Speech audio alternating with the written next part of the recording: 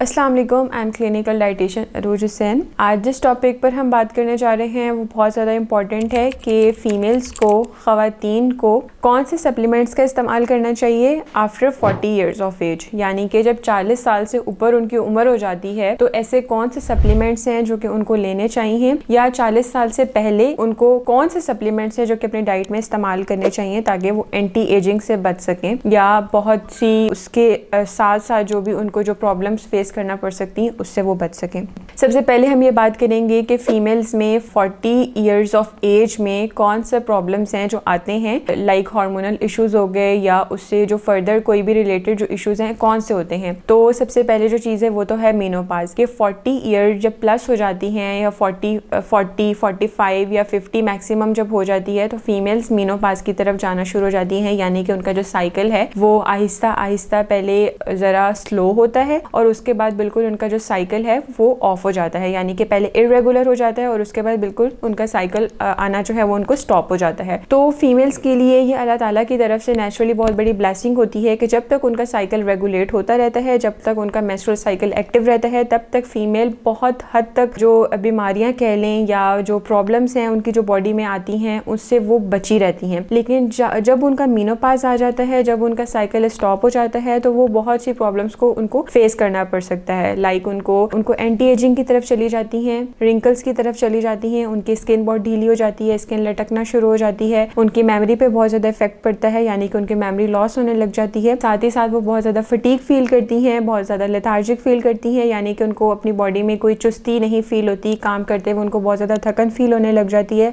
और उसके अलावा उनकी आईसाइट पे बहुत ज़्यादा फ़र्क पड़ता है, यानी कि उनको आहिस्ता आहिस्ता ऐसा लगता है कि हमें धुंधलापन जो है वो दिखाई दे रहा है, या हमें ठीक से दिखाई नहीं दे रहा, या हमारी नज़र कमज़ोर हो रही है। तो इस तरह की जो भी प्रॉब्लम्स हैं वो फीमेल को 40 ईयर्स ऑफ एज में, या जब उनका जो मेनोपाज है वो जब स्टार्ट हो जाता है, उनका जो साइकिल है वो इरेगुलर हो जाता है, तो उनको ये सारी चीज़ें फेस करना पड़ सकती हैं। तो ऐसे कौन से सप्लीमेंट्स हैं या ऐसी कौन सी डाइटरी मॉडिफिकेशंस हैं जिनसे आप इस चीज़ को ओवरकम कर सकते हैं। तो सबसे पहले मैं बात करूँगी यहाँ पर vitamin D and calcium. Vitamin D बहुत ज़्यादा ज़रूरी है आपकी बोन्स को स्ट्रेंथन करने के लिए। आपका जो फीमेल्स में इसीलिए ऑस्टियोपोरोसिस का या आर्थराइटिस का इशू बढ़ जाता है, इनमें ये रेशो बढ़ जाता है क्योंकि इनकी डाइट इस तरह की नहीं होती और इनकी जो रूटीन होती है फीमेल्स की, लाइक उनको जो बर्थ भी देनी है, उनकी टेक केयर भी करनी है, उनका जो लाइफ का जो एक सिस्टम है वो इस तरह से डिज़ाइन हुआ होता है कि उनकी जो बोन्स हैं वो इतने अगर वो स्ट्रॉन्ग नहीं होंगी तो उनको 40 ईयर्स ऑफ एज में अपनी, या 40 प्लस की जब एज में वो चली जाती हैं तो उनको बाद में बहुत ज़्यादा इस चीज़ को फेस करना पड़ता है, आर्थराइटिस जैसे इश्यूज़ को। तो इसलिए फीमेल्स के लिए बहुत ज़्यादा ज़रूरी है कि वो अपनी 40 ईयर्स ऑफ एज में आने से पहले ही वो अपनी डाइट में विटामिन डी व कैल्शियम का जो सप्लीमेंट है उसको शामिल कर लें। साथ ही साथ फोलिक एसिड जो है हमारी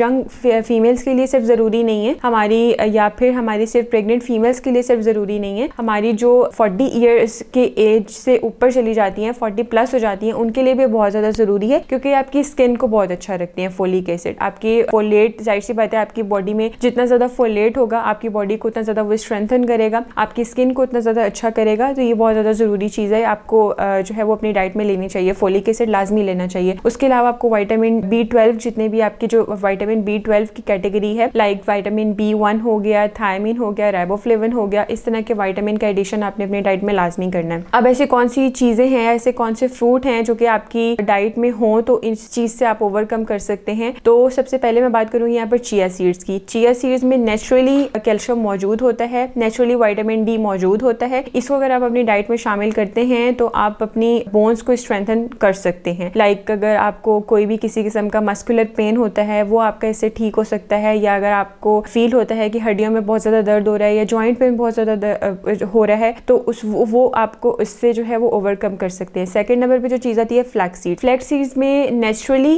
जो है थोड़ा सा ये इसमें जो है वो ग्लू, अगर मैं बात करूँ तो इसमें नेचुरली ग्लू नुमा जो है वो एक गोंद नुमा एक चीज़ जो है वो होती है जो कि आपके कार्टिलेज, अगर आपका आहिस्ता आहिस्ता जो है वो आर्थराइटिस की वजह से, ऑस्टियोपोरोसिस की वजह से अगर आपके बोन्स में, आपके जॉइंट्स में कार्टिलेज की अमाउंट अगर कम हो रही है तो फ्लैक्स सीड्स जो है वो उसको ओवरकम करने में या उसको बैलेंस करने में हेल्प करता है। तो अगर आप फ्लैक्स सीड्स का एडिशन करते हैं अपने डाइट में तो उससे आपकी बोन्स काफ़ी ज़्यादा हद तक स्ट्रेंथन हो सकती हैं। अब आप इसको यूज़ किस तरह से कर सकते हैं, आपने इसका सिंपल आप इसको रोस्ट करके पाउडर फॉर्म में ले सकते हैं, आप इसका पाउडर सुबह शाम पानी के साथ ले सकते हैं। आप अपना ब्रेकफास्ट में ऑमलेट बनाते हैं, कोई और किसी भी तरह का सीरियल बनाते हैं, आप उसके अंदर इसकी सीजनिंग कर सकते हैं। लास्ट नंबर पे जो इंपॉर्टेंट जो चीज़ है मैं बात करूँगी, लास्ट नंबर पे जो चीज़ आ जाती है वो है एंटीऑक्सीडेंट्स। आप अपनी डाइट में एंटीऑक्सीडेंट ज़्यादा से ज़्यादा शामिल करें, विटामिन सी ज़्यादा से ज़्यादा शामिल करें, क्योंकि विटामिन सी एक नेचुरल कोलेजन है, आपकी स्किन में जितने भी रिंकल्स होते हैं उसको कम करने में हेल्प करता है, एजिंग से आपको बचाता है, और आपकी बॉडी पे जितने भी टॉक्सिन मटेरियल्स होते हैं अपनी बॉडी के अंदर उसको रिमूव करने में हेल्प करता है। एंटीऑक्सीडेंट्स यानी कि